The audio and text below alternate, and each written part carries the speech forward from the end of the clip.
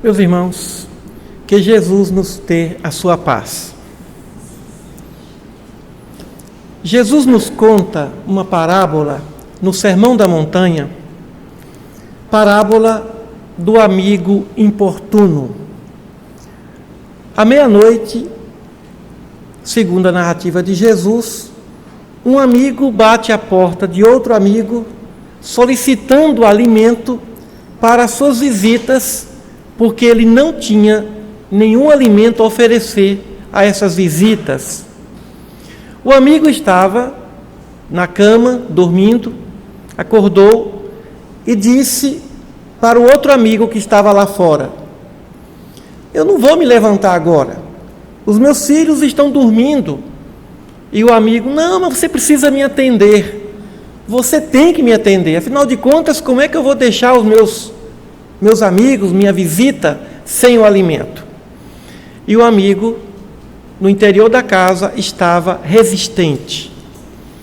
Jesus conclui a parábola dizendo que o amigo terá de realmente atender esse amigo suplicante. Se não for por sua vontade ou por ser ele um amigo, vai atendê-lo pela persistência. Deixa eu atender esse amigo logo, porque ele está perturbando a minha paz. Lembramos de uma outra passagem narrada no Antigo Testamento a respeito do rei virtuoso denominado Ezequias. O profeta Isaías disse ao rei Ezequias que se encontrava no leito de morte. O Senhor disse que você tem que organizar sua casa porque você vai morrer. Ezequias, deitado no leito, doente, virou a parede e suplicou, pediu a Deus mais um tempo de vida, mais uns dias de vida. E depois o profeta de Isaías lhe disse: o Senhor mandou dizer que você terá mais 15 anos de vida. E o rei Ezequias viveu mais 15 anos. Só que durante esse período de 15 anos, ele não foi muito feliz. Ele, pensando que a sua súplica, evidente que foi atendida por Deus, que ele poderia baixar a vigilância, atender aos inimigos do seu reino, abrir as portas, estava muito autoconfiante. E ele sofreu alguns reveses devido à invigilância durante aquele período de 15 anos. O fato é que nós perguntaríamos: será que Deus nos oferece? Será que Ele nos atende quando Ele sabe que essa bênção, que esse pedido não vai ser interessante, bom, necessário para nós? Deus poderá nos facultar as bênçãos exigidas ou solicitadas ou suplicadas, mesmo sabendo que não é o melhor para nós? Evidente que sim. Muitas vezes um indivíduo vem à Terra, solicita todo gênero de provas e aqui chegando não a suporta, como foi o caso de Judas. Solicitou uma das missões mais difíceis para que se cumprisse as Escrituras, não suportou o peso daquela missão e veio recorrer ao suicídio. Quantos de nós ficamos à beira do caminho da evolução? Nos vestimos de máscaras, queremos sustentar uma imagem que não é verdadeiramente suportável por muito tempo. Muitas vezes alguém diz assim: mas fulano era espírita, agora deixou o espiritismo. Era religioso, era cristão, abandonou tudo. Mas por quê que esse religioso, que demonstrava virtude, que era um trabalhador, abandona a seara? É porque assumiu o compromisso que não dava conta de cumprir. Solicitou o trabalho e o trabalho veio, mas não existiu equilíbrio para que ele pudesse manter a regularidade daquele trabalho. Então nós temos que tomar alguns cuidados em nossas orações, em nossas energias, em nossas vontades, porque aquilo que o indivíduo pedir, aquilo que verdadeiramente, ou no caminho que ele persistir, ele vai conseguir. É lei da natureza atender ao persistente. É lei da natureza atender ao paciente. O indivíduo com paciência, com persistência e ajuda dos amigos, ele consegue tudo, até o que parece ser impossível. A questão está, será que o que eu estou pedindo, será que aquilo que eu desejo vai ser o melhor para mim? Quase sempre não temos o que nós merecemos. É um engano dizer, fulano tem o que merece. Ninguém tem o que merece. Nós temos o que necessitamos. É evidente que o merecimento surge quando o pedido está de acordo com a nossa necessidade evolutiva. Nós vivemos num século que é o século dos valores. Declaração Universal dos Direitos Humanos, os estudos axiológicos das ciências em todas as áreas. E diante do estudo, ou dos estudos dos valores, começamos a entender que valor é tudo aquilo que é necessário, útil ou importante para a nossa evolução intelectual e moral. Mas então Deus pode nos oferecer aquilo em que nós vamos pedir insistentemente? Evidente que sim. Ele vai atender o pedido, até para que o seu filho aprenda a pedir da próxima vez. Afinal de contas, o livre-arbítrio também é uma ferramenta necessária para que se faça bom uso dele. E quantos de nós pedimos? E vem. Nós solicitamos uma família e chega a família. E quantas vezes nós não valorizamos a família? Não valorizamos o trabalho? O desempregado solicita o trabalho. Persistentemente, ele vai e consegue o trabalho. Mas ele não valoriza. Ele acredita que merece ganhar muito mais. E ele menospreza o trabalho, a saúde física, os entes queridos, as oportunidades que chegam. E muitas vezes ele não sabe pedir. Então, o que significa o pedir? Significa as manifestações mais profundas dos nossos desejos. Onde está o vosso tesouro, aí estará o vosso coração. E onde está o nosso coração? Se queremos fama, a fama virá. Se queremos riqueza, a riqueza virá. Se queremos o poder virá. De todo nível, poder material, poder espiritual, poder mental, psicológico. A questão é, estamos aptos à riqueza? Estamos aptos ao exercício do poder? Temos condições de suportar o peso da fama ou da beleza física? O indivíduo vem e fala, eu quero ter um corpo perfeito, e vai vir um pouco um corpo perfeito, atraente, irresistível, e suportaria as tentações 24 horas, inerentes da beleza, inerentes até mesmo da própria inteligência, do poder, da fama. Será que nós suportamos os pesos daquilo que nós, ou das coisas que nós desejamos? Quase sempre a falência moral do espírito surge quando ele busca muitas coisas, ele quer muitas coisas, ele tem muitos desejos e não foca em nada. Ele começa e não termina nenhum projeto de vida. Ele não prioriza, ele não determina prioridades para a sua existência e tem uma vida desorganizada. Quando a recomendação do profeta Isaías, organiza a tua vida porque tu vais morrer, determinando assim que deveríamos organizar a nossa existência, a nossa vida material, nos livrando, por exemplo, das coisas que não nos competem, que não são mais nossas. E por que ter coisas que não são mais nossas? E por que o consumismo? E por que horários de trabalhos extra? Por que tanta hora extra para pagar contas supérfluas? Para manter a aparência. Então o indivíduo compra um carro importado, quando ele poderia comprar um carro importado seminovo ou nacional. Aquilo que ele necessita, mas ele não compra aquilo de que ele necessita.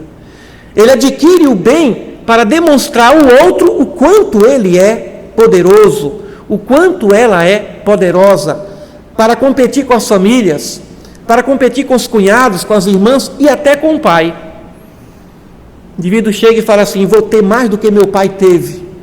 Ou então o pai que diz: eu vou construir muitas coisas, porque eu quero deixar um patrimônio para um filho, outro para outro filho, outro para outro filho, e não constrói um patrimônio para si próprio, patrimônio de natureza moral.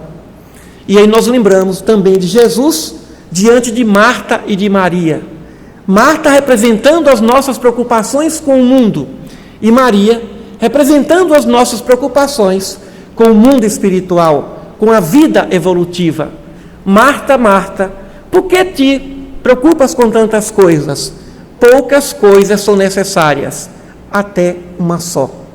De onde vem a falência das nossas encarnações? Qual é a causa das nossas falências morais? Não é maldade, não é estupidez, não é crueldade, é estresse.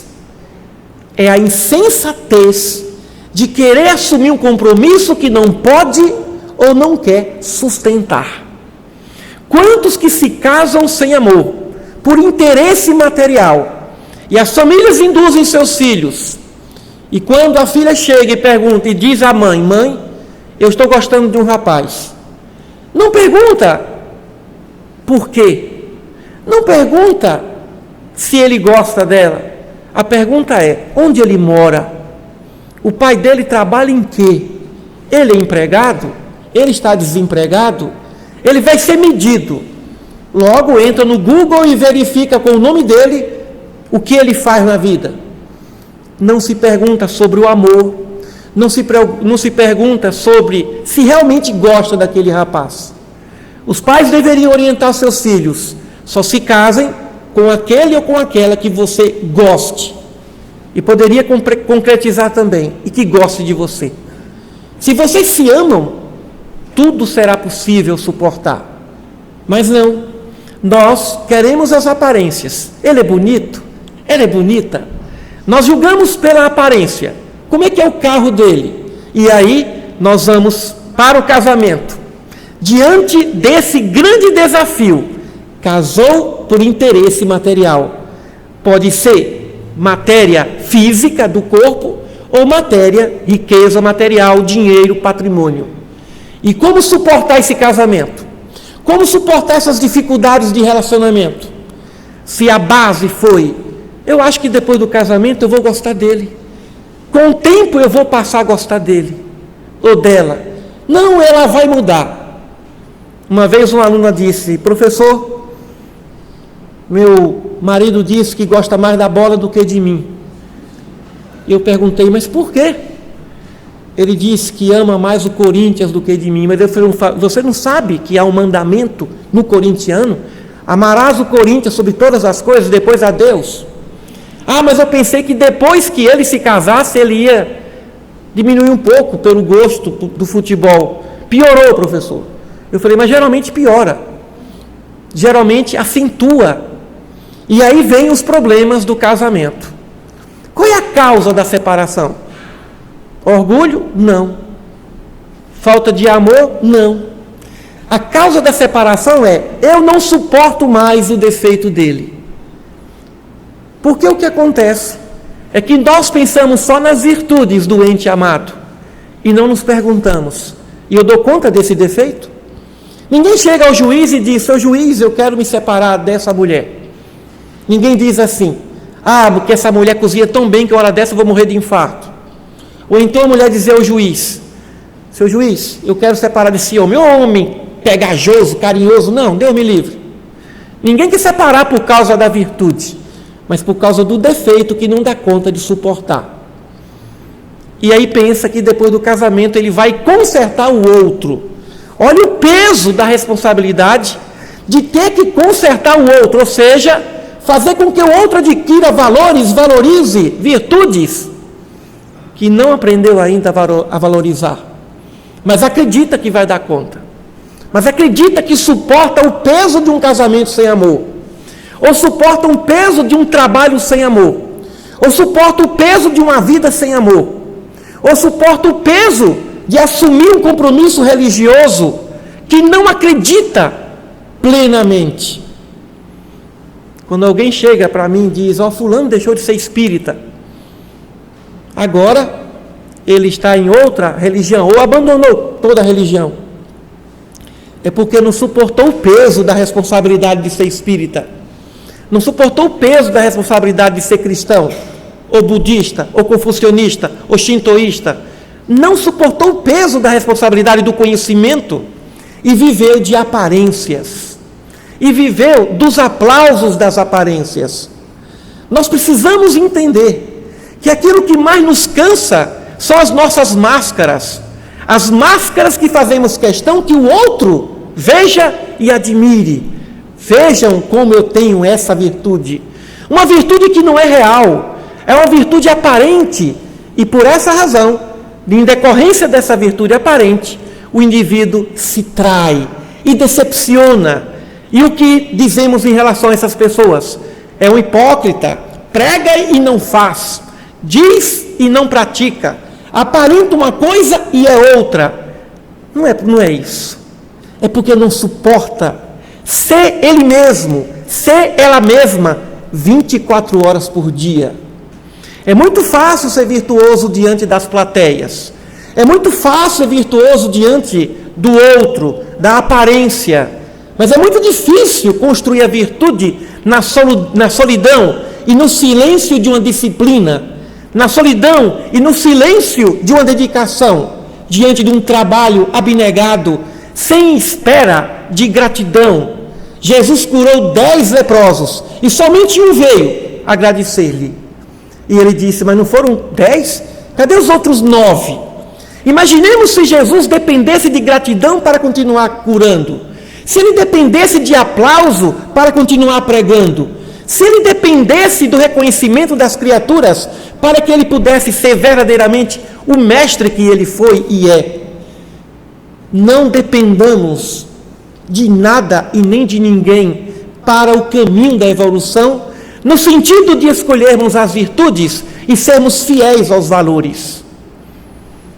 E por falar em fidelidade, alguém pode questionar: e a fidelidade? Por que o amigo trai o amigo? Por que as pessoas são infiéis entre si? E aí nós entendemos que a infidelidade não é falta de amor. A infidelidade é falta de compromisso com os valores que o indivíduo não escolheu. Precisamos determinar quais são os valores que seremos fiéis. A vida, por exemplo, é um grande valor. Mas existe um valor superior à vida, que fez com que os cristãos dessem suas vidas nos circos de Roma. Por exemplo, a fé. As virtudes espirituais estão bem acima da vida, da liberdade, do patrimônio e de outros valores gerais e de outros valores sensíveis e individuais. O fato é que nós vivemos na periferia de nós mesmos. Nós vivemos dependentes das opiniões. Claro que a opinião alheia faz parte da nossa vivência e do nosso aprendizado. Não poderemos menosprezar a opinião, mas não podemos ser dependentes dessas opiniões, porque nós temos uma opinião muito forte em nós mesmos, que é a opinião da consciência. É melhor desagradar o mundo do que desagradar a consciência. É melhor desagradar o coração, ferir os propósitos do amor, do que ferir os propósitos da evolução espiritual por meio da consciência. O amigo importuno foi atendido. O homem se levantou pela insistência. Ezequias também foi atendido. Mas o que aconteceu depois? Ele teve mais 15 anos. No leito de dor nós pedimos: Senhor, mais um tempinho, porque nós não estamos organizados. E deveríamos buscar essa organização diuturnamente, porque não sabemos a hora do retorno. Quem está aqui preparado para esse retorno? Poucas pessoas. Porque nós vivemos numa periferia. Nós queremos fazer a parte do outro, um pai ou uma mãe, que trabalha para construir patrimônio para o seu filho, está dizendo para ele: eu não confio em você, você é um incompetente, você não vai dar conta de fazer nada na vida. Tome a tua casa, teu carro e toma a tua chacrinha. Vai viver, seu incompetente, que não deu conta de comprar uma casa para morar. Precisou do pai e da mãe. E esse pai e essa mãe adquiriram doenças, foram sobrecarregados, sofreram estresses para trabalharem para o supérfluo, já que o necessário eles têm. O supérfluo nos cobra muito caro. A ambição nos cobra muito caro. Infeliz é o ambicioso que busca além do que realmente precisa para evoluir. E por falar em ambição, também temos outros tipos de ambições. Ambições de querermos parecer aquilo que não somos. Por exemplo, diante da parábola de Jesus entre o fariseu e o publicano. O fariseu que dizia: Senhor, eu não sou como esse publicano, cobrador de imposto, usurpador dos bens dos judeus. Eu sou um virtuoso, eu pago dízimo, eu sou um bom marido, um bom pai, eu faço tudo certo. E o outro, envergonhado de si mesmo, mal conseguia levantar a cabeça e dizia para o Senhor no templo: Senhor, minha tão grande culpa, eu sou um pecador. E Jesus pergunta: quem ali saiu justificado? Ou seja, quem ali saiu no encontro consigo mesmo? Quem ali percebeu a sua essência? O orgulhoso, que se acha melhor do que o que é, e que ainda humilhava por pensamento o outro, o seu irmão? Ou aquele que se conheceu diante da prece, que se percebeu, que entrou nas profundezas da intimidade da consciência e do coração e descobriu o que precisava fazer? Nós vivemos na periferia do marketing, da propaganda, nós dependemos das opiniões, nós dependemos das aparências para viver. E enquanto isso acontecer, as nossas encarnações serão falidas. Cada vida será um tempo perdido. Porque o grande propósito da vida será construir e sermos fiéis aos valores construídos, e não apenas vivermos nas fantasias das aparências. Ezequias pediu mais tempo, não soube aproveitar. Nós pedimos mais uma encarnação. Evidente que imaginamos que muitos aproveitam suas encarnações, mas quando modificam ou pensam que são daqui e que nunca vão desencarnar, pela sensação natural da imortalidade do espírito, mas o corpo é mortal, o corpo é frágil, o espírito é forte, o espírito é imortal, o espírito vive há milhares e milhares de anos, o espírito não morre. E graças a essa sensação espiritual, nós imaginamos também que a nossa casa, nosso apartamento, nossa chácara, nosso sítio, nossa fazenda também nos acompanharão. E imaginamos que esse corpo será eternizado até a primeira consulta médica, depois que vem os exames e ele percebe uma série de deficiências desse próprio corpo. Então, onde está o nosso pedido? Onde está a raiz profunda daquilo que nós mais queremos? Levantamos pela manhã e preocupados com as nossas vidas materiais. Mas as nossas preocupações superlativas deveriam ser em torno das nossas virtudes. Senhor, deveríamos pedir assim: me ajuda a ser mais bondoso, generoso, mais tolerante, mais humilde, mais capaz, mais compreensivo, capaz de entender e me colocar no lugar do outro, buscar essa habilidade fantástica da empatia, de perceber o outro. Senhor, me dê inspiração para que eu possa tomar as melhores decisões da minha vida, porque por mais que uma decisão seja bem tomada, poderia ser ainda uma decisão melhorada, se viesse a inspiração divina. A criatura mais feliz da vida é aquela que vive constantemente sob a inspiração do alto. É como o orador. O melhor orador não é aquele que fala bem, aquele que é aplaudido. O melhor orador é aquele que está inspirado, aprendendo com a sua inspiração e praticando com esse aprendizado a grande lição da experiência. Então, onde estão os nossos pedidos? Os sonhos mais profundos da alma, as ambições celestes, onde elas estão? Primeiro plano? Segundo plano? Em terceiro plano? E aí nós vivenciaremos as consequências das nossas escolhas. Nós colheremos os resultados, as reações das nossas opções. Hoje estamos a colher o resultado da semeadura do ontem. E amanhã, certamente isso acontecerá. O rei Ezequias não precisou ir ao templo pedir. Não precisou estar no meio de sacerdotes. Virou para a parede e pediu. Pediu com fé e foi atendido. Temos que tomar alguns cuidados com os nossos pedidos. E aí vem a seguinte pergunta: como eu sei que o que eu estou a pedir vai ser realmente o melhor para mim? Deus aponta as placas de sinalização. Quando nós pedimos uma coisa com insistência e que Deus sabe que não é o melhor para nós, que a lei divina está ali, resistente, as placas de sinalização, placas amarelas, placas vermelhas, estão a dizer: não segue. Mas não pode impedir. Não podem impedir. E nós seguimos mesmo assim. Mas os sinais chegam. Mas quando a coisa é da vontade divina, tudo flui. Placas de sinalização, pode avançar. É por esse caminho. Porque muitas vezes o indivíduo também fica perdido, sem saber se aquilo que ele quer vai ser o melhor para ele. Então ele precisa de sinais. E graças à generosidade, à bondade e à misericórdia do Pai, ele aponta, ele demonstra, ele aponta para a sinalização. E os sinais chegam. E as pessoas inteligentes vão observar os sinais. E muitas vezes elas são chamadas de supersticiosas. Não é superstição, é percepção. O indivíduo vai para um lugar e lá começa a dar tudo errado.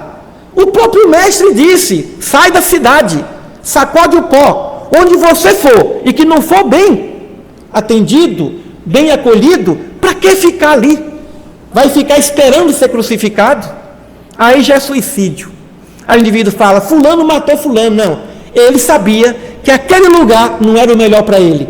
Ele ficou por insistência, persistiu e acabou sofrendo desnecessariamente. Então, precisamos fazer uma análise, um exame de consciência sobre as placas de sinalização. Você começa um relacionamento com alguém e de repente tudo começa a dar tudo errado. São duas pessoas ótimas, mas juntas começam a dar tudo errado.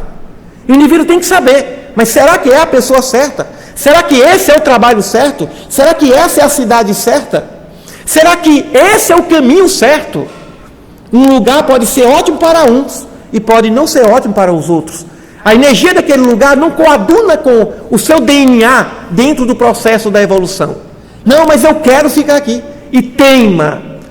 É igual aquele estudante de medicina.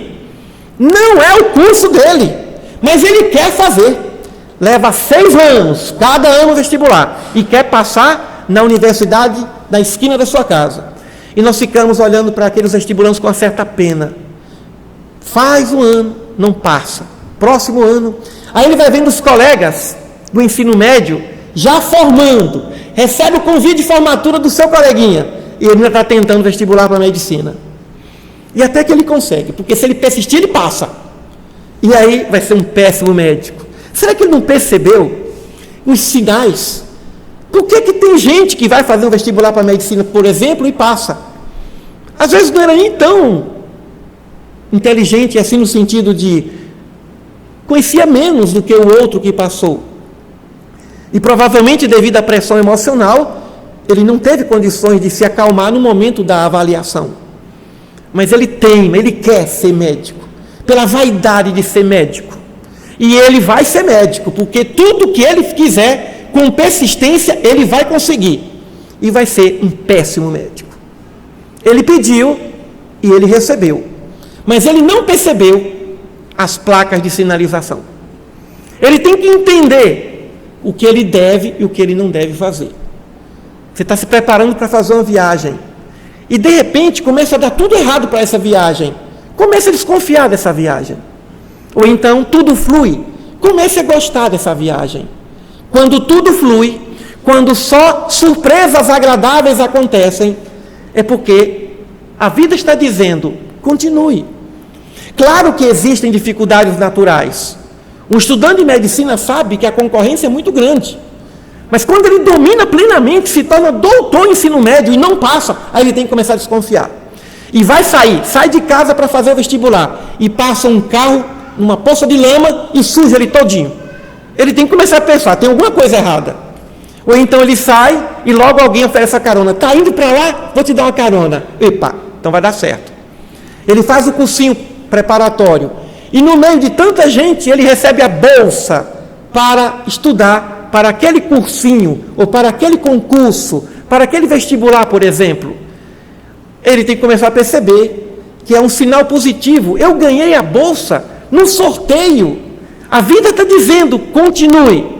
E o outro não tem bolsa, não tem desconto, não tem nada. Ou paga ou não estuda. E lá vai mais dificuldades. E ele começa a entender que há uma diferença entre dificuldades naturais e sinais dizendo a ele para parar. Então, temos que perguntar o que é melhor para nós. Conheci uma amiga rica, que depois, devido a alguns reveses na vida, ela não perdeu tudo que tinha. Depois de algum tempo, ela recuperou tudo, e nesse momento, ela percebeu a ingratidão dos filhos, e ela me disse, antes eu não tivesse dinheiro. Muitas vezes ter dinheiro significa abrir as portas de uma confusão, de um litígio entre os familiares. Como às vezes é interessante ter as dificuldades financeiras, passarmos por alguns obstáculos, até para valorizarmos as bênçãos, até para valorizarmos o que nós queremos. E aí sofremos muito mais, não por aquilo que não temos, mas porque o outro tem, e porque nós vivemos das aparências.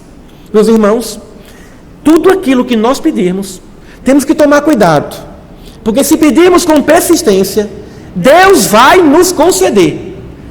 Se não conceder porque somos seus filhos e por amor, vai nos conceder pela persistência.